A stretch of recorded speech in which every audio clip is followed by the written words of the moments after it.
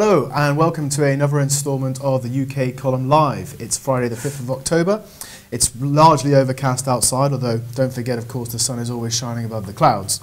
Today I have with me Mike Robinson. How are you doing, Mike? Very good, thank you. And also live with us via Skype is Patrick Henningsen. How are you doing, Patrick? We seem to be having problems with his sound. Malcolm, thank you very much. Yeah. Here we go, brilliant. Right, okay, well, we're going to start off today going to Syria and the Middle East because, of course, there has been calls now in the newspaper that are watching the issue between Syria and Turkey develop, as some people are claiming, or some agents are claiming, that Syria has recently fired on Turkey and that Turkey is thinking about retaliating. Mike, would you like to comment on that? Well, I think we should go straight to Patrick on that, Patrick. Okay, Patrick? Hi. When I first saw this story, it looked very familiar to a few other events in history. I believe that Syria has been baited into some sort of border altercation with Turkey for quite some time now. I would say in total over a year. As you remember, the reports came out first from the Daily Telegraph last year. I believe it was in early 2012 or late 2011, reports of this Free Syrian Army gathering in a base where they were training and deploying fighters inside Turkish territory. So, but we've had a false flag situation recently in 2008 when Georgia accused South Ossetia of firing on Georgia. It later came out that it was actually the other way around. Georgia fired on South Ossetia and baited them into a short skirmish, military skirmish. In 1980, you had the U.S., and this is more like what we're seeing today. A closer parallel is in 1979, 1980, the U.S. was funding and arming and training in conjunction with the Pakistani ISI, the Mujahideen fighters in Afghanistan, in Pakistan, and they were then baiting the Soviet Union over the Afghan border, and that eventually led to the Soviet Union invading Afghanistan and occupying a portion of the country. So, you know, the U.S. is, although Turkey is a NATO aligned country, I'm not sure, you know, what their status is member-wise as far as decision-making, but as a NATO ally and a NATO quasi-aligned country, Turkey, it will also be played by Western diplomats because there's no consensus within the Turkish government as to the benefits of engaging in a conflict or joining in on the sort of gang beating of Syria.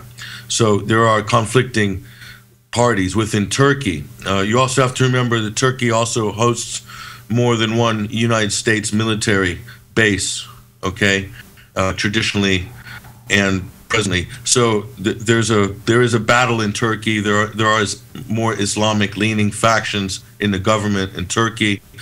Turkey's also heavily infiltrated by Western intelligence agencies, has been since the beginning of time because of its strategic importance and its position in the region. So the U.S. will also play this game with its allies.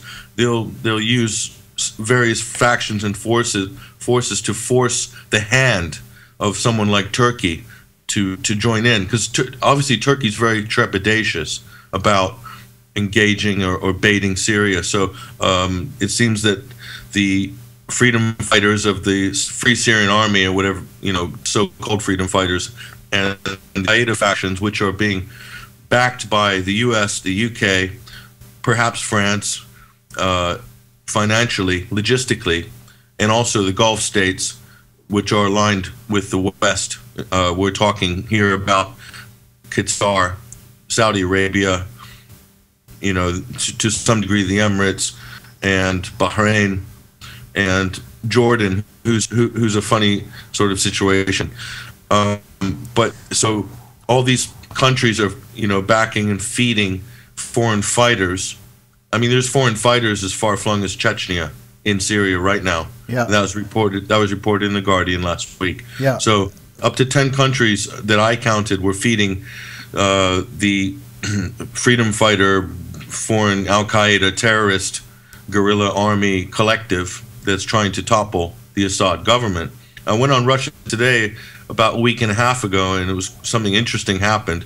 We were talking about these developments in Syria, and I said that I believed, based on mathematical calculations, counting the amount of able-bodied men between 18 and 32 in Syria, and then out of that percentage, who would be likely to be taking up arms against the government.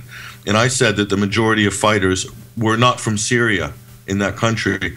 And quite rightly, the news producer emailed me back after the segment, and she said, "Do you have any proof for this?" And I sent her a few links, mainstream links actually, that led me to draw that conclusion. And sure enough, yesterday a report came out, a very well researched report, claiming that there's 90% of the foreign fighters, I'm talking about the ones with arms, I'm not talking about peace protesters or demonstrators, anti-government demonstrators, I'm talking about fighters, 90% are from outside Syria. And Turkey is providing safe haven for these terrorist bases. And they're attacking Syrian forces over the border, beginning with Aleppo, six months ago in that region. Okay, so imagine this scenario.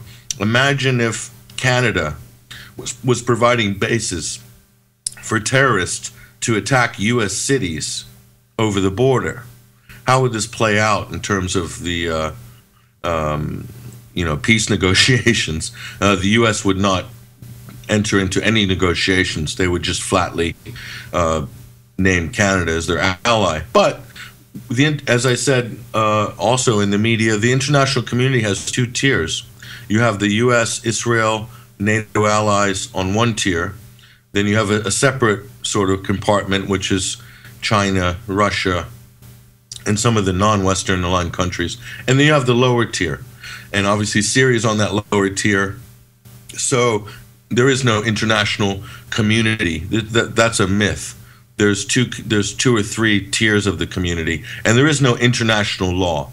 The only people who are dragged into the international court or who are cited in front of a UN Security Council gathering are the lower tier countries, and they're meant to follow international law. So if this was a real international law situation, right now, the UK, Great Britain, the United States, and anyone else who's been, and the Gulf states who've been openly saying that they need to raise more money or ship more arms, perhaps send troops into Syria to overthrow a sovereign state, the government of Assad, that's international war crimes, whatever you want to call it. Yeah. So I think in this case, they cannot get a no-fly zone like they did in Libya, which in order to ravage the country from the air, so they can topple it from within. They can't do that. They can't get any sort of international consensus. So what they've done now is they're moving towards like Plan C. Plan A didn't work. Plan B is stalling. So Plan C is to push Syria's neighbors into a conflict, and then everyone eventually can pile in. Right. So we've got two articles that we want to show. Unfortunately, you can't see these, Patrick, but the first one is from the German Daily Die Welt. Excuse me. And although this is in German, what it's basically saying is, the headline is basically, so you can instigate World War III. And what they're saying is that the NATO Council approved the Turkish attacks against Syria specifically, and they're asking the question, what about the Russians? What is the role going to be of the Russians? Now, one of the points that they make in this article is that it's still unknown whether it was the firing over the border into Turkey was government troops, whether they were effectively suckered into doing it by rebels firing at them from the other side of the border, or whether it was actually a full false flag. So Die Welt is saying that, and then The next thing is a blog article from Pat Lang in the United States, basically saying, and I'll just read this because it's quite interesting. He's saying, "Whoa, is the Syrian army really this stupid? NATO is a defensive alliance in which an attack on one country is an attack on all. The NATO political headquarters in Brussels made it clear in response to Turkey's request for a council meeting that the alliance will back Turkey in such a confrontation." So basically NATO is saying that they will back Turkey in any such confrontation, and it's beginning to look a bit like that is definitely some kind of sucker punch to get fighting across the Turkish-Syrian border, as you say. But I'd just be interested in your comments about Russia and yet again the stark warning from De Welt that we are looking at a major escalation here. Absolutely. What you say dovetails perfectly with what I said earlier, which was that Plan C now is to use the surrounding countries, and in this case, Turkey, being a NATO-aligned country, is a perfect solution for the West's military entree into a conflict with Syria. In other words, this will allow hardware and troops to be positioned at least around Syria and Turkey, and also it will allow for perhaps the sort of declaration of it, some sort of a no-fly zone, which isn't anything more than we have a right as NATO to shoot down anything that in the air that moves, and you have no say in this. And also we then have a right, as we saw in Libya, the no-fly zone turned into a carnage. Yeah. Where they just destroyed the infrastructure of the country, and they killed 30,000 odd civilians, caused mass exoduses of certain sectors of the population, particularly the vulnerable sectors. In terms of Libya, it was the African migrant workers who were then within the sort of fog of domestic unrest and civil war. The various factions would blame certain people, and obviously the blacks in Libya were blamed as being Gaddafi loyalists, and there was absolutely no basis for this. Most of that rumor was really pushed in the Western media. Again, we see the Western media complicit in death and murder, yeah, pushing ideas and propaganda and so forth. So I think we'll see the same thing in Syria. I thought it was going to be spring 2013 when they would go for their big move, the West. I don't know if that's still going to be the case, but certainly this is a really dangerous situation. I mean, Turkey has to be very careful because to tread very carefully, and as does Syria. I mean, anybody who look at this in a sober way, devoid of any predispositions about who's evil or who's bad or whatever, just take the propaganda out. If you look at this, why would Syria want to engage when it's it's descending into turmoil domestically because of outside intervention, ripping its country to pieces? You have Washington and basically Hillary Clinton and William Hague backed terrorists, suicide bombing and ethnic cleansing Christians, for instance, in Syria. That's okay in our media, but if one shot is fired over the border or two people are killed, and there's no patent proof what the real story is there, that somehow this is opening the doors for escalating regional conflict. It's kind of ridiculous. Yeah. Why would Syria want to attack? They don't benefit at all. However, Syria is within its rights to defend itself. Now, if its neighbor is providing a base for terrorists to operate, plus facilitating the arms flow into their country, which is 90% comprised of foreign fighters. Okay, we're not making this up.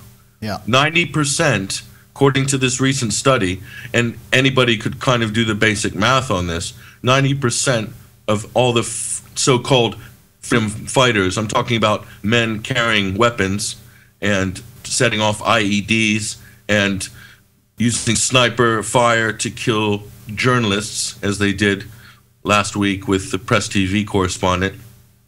90% are from outside Syria, and they're being funded and backed and given logistical support, satellite phone support, and so forth by the West. Well, and particularly right at the forefront, William Hague. So let's make sure we mention him.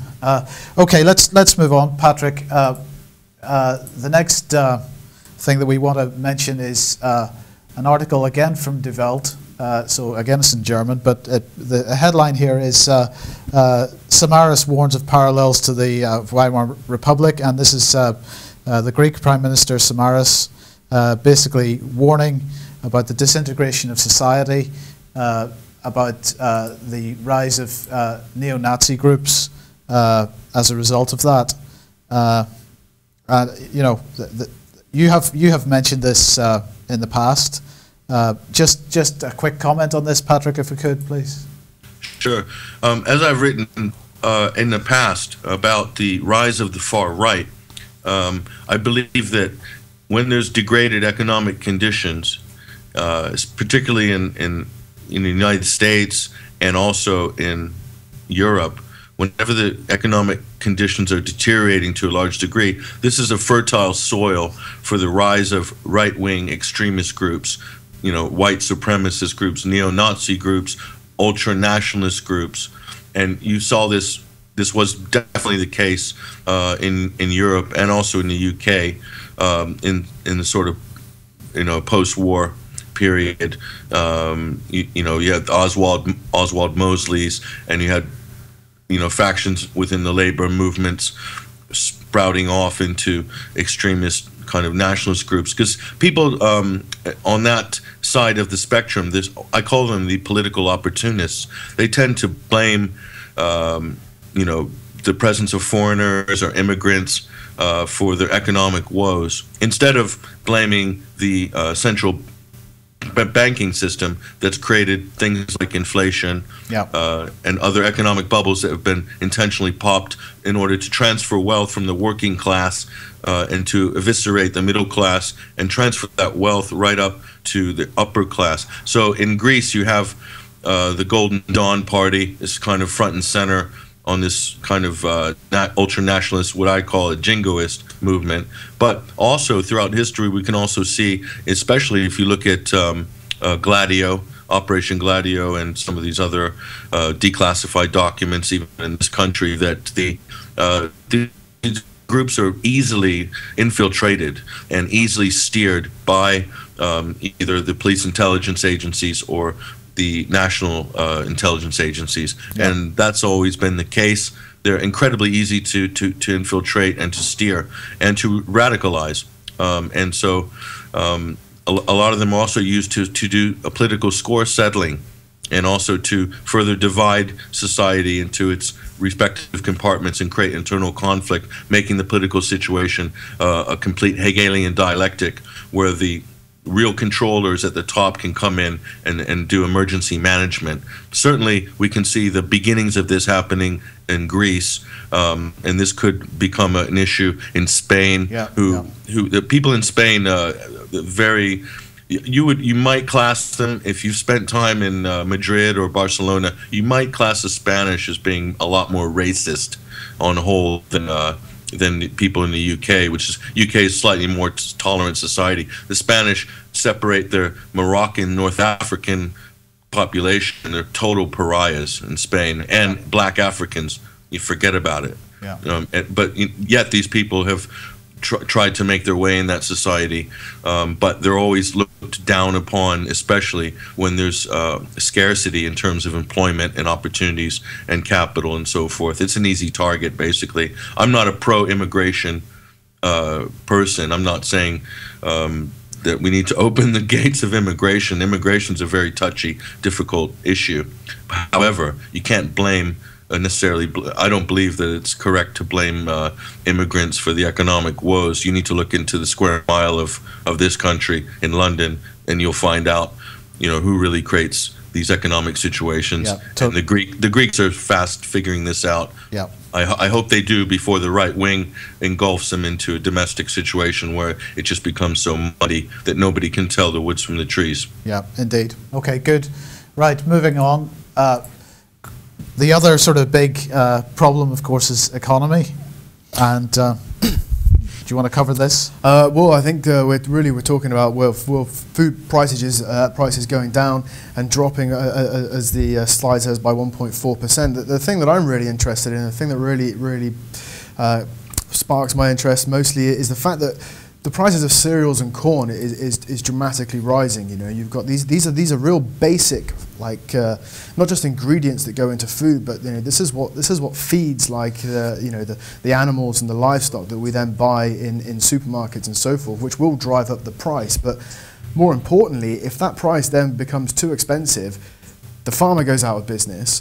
The country can't produce its own food, and we don't get enough food on the shelves, and we then have to outsource to countries on through the import mechanism.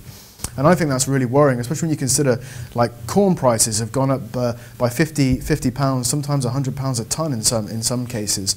That's a massive increase. That maybe doesn't sound a lot, £50 a ton, but when you start breaking that down into where that food goes and what it's being put into, that then becomes a massive increase, which we will be seeing on our tables. Well, I mean, this article is saying that food prices rose by 1.4% in September. It's saying that the UN's Food and Agricultural Organization is predicting 2.286 billion tons of cereal produced this year, which is less than the last prediction, and that's as a result of drought and some floods in some areas. But the key point is that they're talking about production this year of 2.286 billion tons. And in fact, to feed everyone adequately, the world really needs to produce closer to 4 billion tons. Oh. So you've got to say that particularly in the Western European and the States, the Western nations which have notionally got high technology farming capability, and yet, as we've highlighted in the UK column, in your article in the UK column, this issue, the government is fraudulently removing farmland from farming purposes. Yeah. And of course subsidising in a way that farmers don't then produce the amount of food that they actually can produce. You know, our farming community can produce a lot more food than it is producing, but it's being deliberately held back and deliberately well, it's just been bribed basically. It's being given bribes to not pay, to not grow food, which you know, when we're talking about these sort of shortages, these of course they're weather orientated, and we can get into different debates about that, but that's irrelevant because the farming industry can and should cope with these shortages quite adequately, but because they're being attacked from within by legislation and red tape and as I say, by bribes, and that's where the shortfall is coming, I think. Yeah, right. Well, we're gonna move on from this subject, but just before we do, I'm not going to comment too much on this particular article, but I recommend that if you get a chance to, anybody gets a chance to have a look at the Star Tribune. That's an article called "A Crop Shortage Should Provoke Policy Changes." I don't think it's going to provoke any policy changes, but it is highlighting the situation in the United States because they've suffered from a serious drought this year. I recommend people have a read at that article. Now, moving quickly on,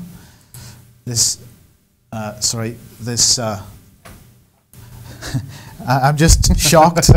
Shocked, I say, that the MPs are shocked. The BBC's tax deals. Now, I think MPs should feel a little hypocritical to be shocked about this. I think so, yeah. I think so. What are your thoughts on it? Well, actually, we ran with an article, I think, if you remember, a few months back about local kind of councillors who are basically doing exactly the same. What we're talking about here is people taking out or creating private companies so that they can basically avoid paying a greater amount of income tax at the 50p rate.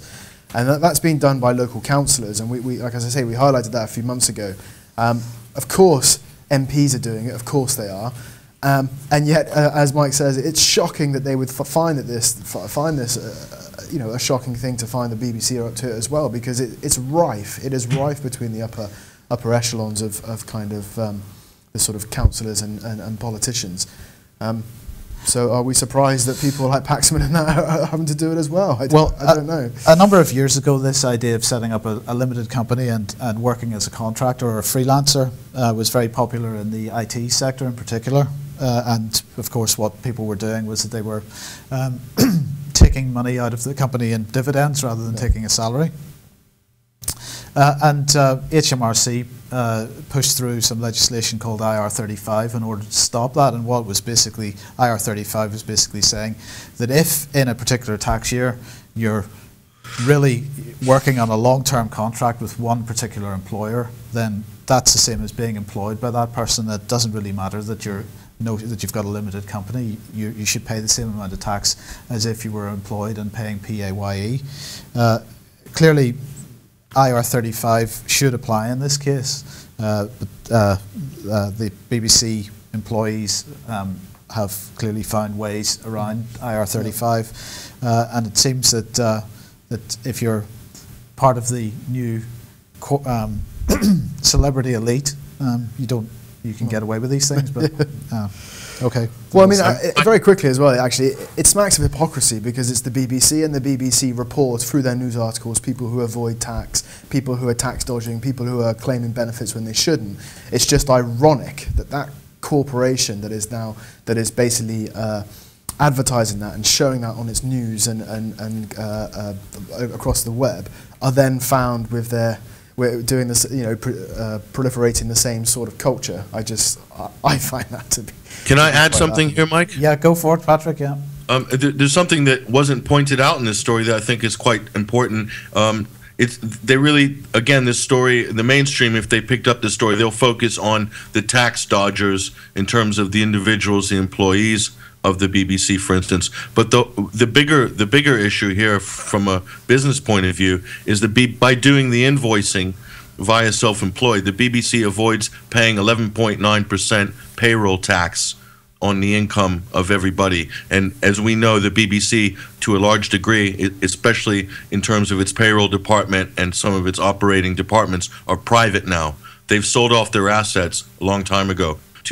Beginning from 2002, 2003, 2004, the BBC have been privatizing large sections of the country. I remember a lot of BBC employees that were pushed off of their salaries back in 2004 and 5, and they had to be rehired as contractors, and most of them were on casual or part-time bank basis rather than being on a salary. So that's been going on in the BBC for a long time. But the important thing to point out is that the BBC is wholly privatized. There's a daisy chain of corporations that actually own most of the assets of the BBC. They did that to raise money quite a few years ago. I don't know where that money went. It's certainly something you can look into, and there's a lot of good information online as to this scandal that's known as the BBC. Well, in fact, this is an issue we will be covering in great detail in the not-too-distant future. So keep an eye out for that. It'll be an Insight documentary for sure. Okay, moving on. The next article is from the Telegraph, and it says Morgan Stanley is saying we have too many overpaid bankers. Wall Street has too many bankers, and they're paid too much. Given the challenges facing I don't think even given the challenges facing the industry, just that first half of that sentence says it all, and I don't think there's any more comment needed on that. That's kind of a, yeah, right, like we didn't know sort of moment.